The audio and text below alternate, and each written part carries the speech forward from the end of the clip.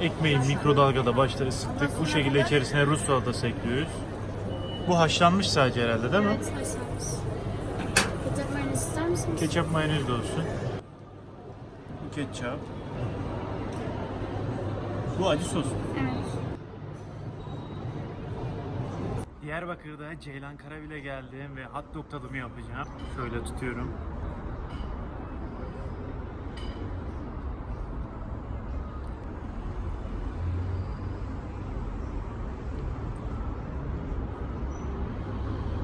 Böyle bir tane daha tadına bakacağım.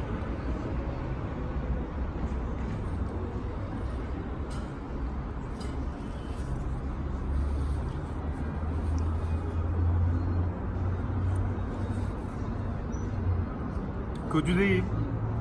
Ama çok da başarılı değil. Bunun daha güzelini inşallah yaparım diye düşünüyorum. Burada videoyu sonlandırıyorum. Ben bunu yemeye geçiyorum. Herkese merhabalar. Bu tarihte sizlere evde hot dog nasıl yapılır onu anlatacağım. Tarifi videonun altındaki açıklama kısmına ekledim. Bu tarifi de çok istemiştiniz. Sonunda geldi. Bomba bir tarif daha geliyor. Dana sosisi alıyorum. Fiyatı 23 TL. Dilimli kaşar peyniri alıyorum. Fiyatı 23 TL. Cheddar peyniri alıyorum. Fiyatı 16.35 TL. Rus salatası alıyorum. Fiyatı 3.45. Hardal alıyorum. Fiyatı 8 TL. Mayonez alıyorum. Fiyatı 8 TL. Ketçap alıyorum. Fiyatı 8.25. Soğanın kilosu 1.99. Bundan 1 kilo alacağım. Sandviç ekmeği alıyorum. Fiyatı 4.89 TL. Turşu alıyorum. Fiyatı 5.35 TL. Patatesin kilosu 1.99. Bundan 1 kilo alıyorum. Tüm alışverişi yaptım. Fiyat bilgilendirmesini yaptım. Şimdi tarifi yapmaya geçebiliriz. 2 adet soğanım var. Bunları halka halka doğruyorum. Başta bunu ikiye bölüyorum. Soğanlarımızın hepsini doğradık. Şimdi bunları pişirmeye geçebiliriz. Ocağın altını yakıyorum. Tavayı ocağa ekliyorum. Soğanlarımı ekliyorum. 3 yemek kaşığı kadar sıvı yağ ekliyorum. 1 tatlı kaşığı şeker ekliyorum. Bunu dengeli bir şekilde pişirmemiz gerekecek. Çok yüksek ateşe sakın koymayın yoksa yanar. Karamelize soğan elde edeceğiz. Şekerle beraber soğanımız iyice pişecek ve çok güzel bir renk alacak ve inanılmaz lezzetli olacak. Ara ara karıştırıyorum. Soğanlar ölmeye başladı. Görüyorsunuz iyice yumuşadı ve şimdi bunun üzerine çok az soya sosu ekleyeceğim. Şöyle 2 yemek kaşığı kadar soya sosu ekledim ve bunu iyice karıştırıyorum. Bu sayede karamelize soğanımız hem istediğimiz renge gelecek hem de lezzeti inanılmaz güzel olacak. Bunun üzerine bilerek tuz eklemedim çünkü soya sosu zaten tuzlu. Karamelize soğanımız da oldu. Görüyorsunuz tamamen öldü. Bu yarım saattir ocağın üzerinde bekliyor ve kısık ateşte bunu bu şekilde iyice pişirdim. Bunun da altını kapatıyorum ve kenara alıyorum. 2 tane patatesim var. Bunları başta soyuyorum bu şekilde. Patatesleri rendeden geçiriyorum. Şimdi bunun suyunu sıkıyorum. Patatesimiz hazır. Ocağın altını yakıyorum. Tavaya ocağa ekliyorum. Üzerine sıvı yağ ekliyorum. Boldan boldan eklemeniz gerekecek. Yağın iyice kızmasını bekliyorum şimdi. Yağımız kızdı. Şimdi rendelediğimiz patatesleri yağın içerisine ekleyebiliriz. Dağıtarak eklemeniz gerekecek. Ekledikten sonra aralarını açmaya özen gösterin. Üst üste gelmesin, yapışmasın. Patatesim istediğim kıtırlığa geldi. Şimdi bunları çıkarıyorum. Oo, mis gibi olmuşlar ya. Şuna bakar mısınız? Tam istediğim çıtırlıkta. Şimdi bunları alıyorum. Fazla yağını süzüyorum ve tabağın içerisine ekliyorum. Ve altına peçete koymanız gerekecek. Peçete koyarsanız fazla yağını çekecektir. Ya şuna bakar mısınız ya? Çıtır çıtır oldu mis gibi. Sosis için bir sos yapacağım ve sosun içerisinde sosisimi pişireceğim. 1 adet domatesim var. Kabuğunu soydum ve bunu rendeliyorum. 1 yemek kaşığı domates salçası ekliyorum. 1 çay kaşığı kadar karabiber ekliyorum. 1 çay kaşığı kadar sarımsaklı baharat çeşnisi ekliyorum. Bunun yerine 1 diş sarımsak da kullanabilirsiniz. Bu tamamen sizin isteğinize bağlı. 1 su bardağı da su ekliyorum. İyice çırpıyorum. Ocağın altını yakıyorum. Tavayı ocağa ekliyorum. Yaptığım sosu ekliyorum. Sosu eklemeden sosumun kaynamasını bekleyeceğim. Piştikten sonra güzel gözüksün diye çapraz bir şekilde üzerine çizikler atıyorum. Bu tamamen sizin zevkinize kalmış. İsterseniz bunu yapmayabilirsiniz. Hem arkasına hem önüne çizikler atıyorum. Sosum kaynamaya başladı ve sosisimi ekliyorum. 12 dakika bu şekilde pişireceğim. Çizikler sayesinde sosum içine iyice işleyecek. Sosis pişti, görüyorsunuz. Çok güzel oldu kıvamı. Tam tamına 12 dakika oldu. Sosumuz iyice kıvam aldı. İstediğimiz zaten buydu. Bu sostan da biraz kullanacağız. Şimdi bunun altını kapatıyorum. Bir tane sosisime çizikler atıyorum.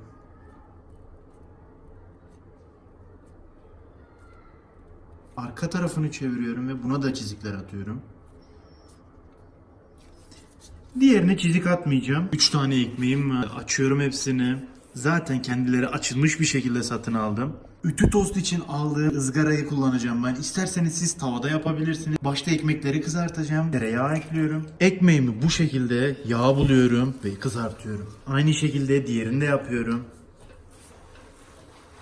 3 ekmeğimi de kızartıyorum. Ekmeğimin içini iyice kızarttım. Şimdi bunu kenara alıyorum. Ekmekleri pişirdim, kenara aldım. Şimdi sosisler için yağ koyuyorum. 1 yemek kaşığı yağ ekledim. Sosislerimi ekliyorum.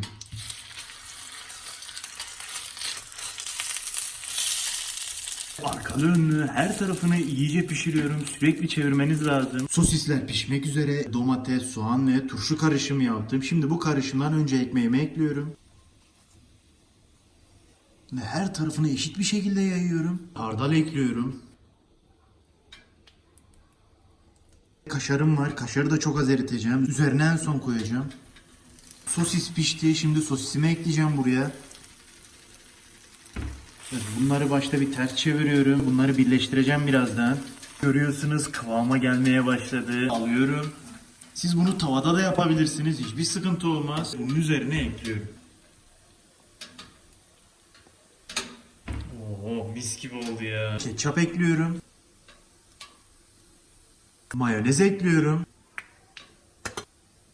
Birinci hot dogumuz hazır. Şimdilik bunu kenara alıyorum. Şimdi bu sosisi kullanarak hot dog yapacağım. Şöyle Rus salatası var. Şimdi bundan bir parça alıyorum. Ekmeğimin arasına ekliyorum. Her tarafına iyice yayıyorum. Şöyle bir parça kornişon turşusu var. Bundan ekliyorum. Sosisimi ekliyorum. Pişirdiğim sosunu ekliyorum. Bir parça acı sos koyuyorum. Barbekü sos ekliyorum. İkinci hot dogum da hazır. Bunu da kenara alıyorum. Şimdi üçüncü hot dogumu yapmaya geçiyorum. Bunun dibine başta hardal ekliyorum. Pişirdiğim sosisi ekliyorum. Yaptığım mis gibi karamelize soğanı ekliyorum şimdi. Şu şekilde tutuyorum. Şuna bakın ya, fena bir şey oldu. Üzerine ekliyorum. Pişirdiğim çıtır çıtır patateslerden ekleyeceğim şimdi. Şu şekilde alıyorum, ekliyorum. Ya bu fena olacak bence. Bu üçüncüsü gerçekten bomba bir şey. Cheddar peynirim var. Bunları da biraz ısıtıp üzerine ekleyeceğim. Erimeye başladı. Toparlıyorum. Ekmeğimin şeklini veriyorum başta. Şu şekilde tutup ekmeğimin üzerine ekliyorum. Oo. Ya fena oldu bu ya. Ketçap ekliyorum. Mayonez ekliyorum. Üçüncü hot dog da hazır. Üçünü de hazırladım. Şimdi en sevdiğim zamana geldi. Tadım yapacağım. Bakalım nasıl olmuş. Şimdi başta birincisini şu şekilde kapatıyorum. Ya şuna bakın ya. Bomba bir şey. Bunun bu şekilde tadına bakıyorum.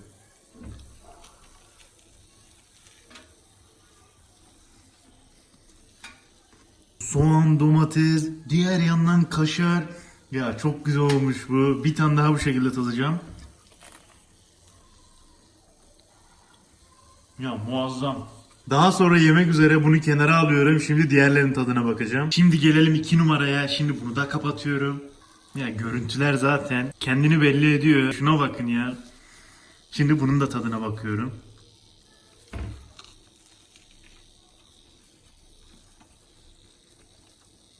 Bunun tarzı biraz daha farklı. Dışarıda yediğime çok az benziyor. Tabii bu 3-4 gömlek üstte. Bu da çok başarılı. Bunu da kenara alıyorum. Şimdi gelelim en lezzetlisine. Üçüncü hot dog'u yiyorum şimdi de. Tutuyorum. Kapatıyorum ve tadına bakıyorum.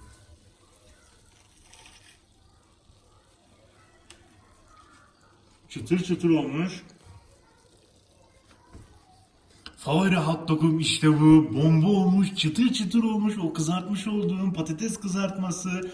Diğer yanında cheddar, karamelize soğan. Yani buna bitersin ya. Bu çok fena bir şey. Şöyle bir tane daha tadına bakacağım.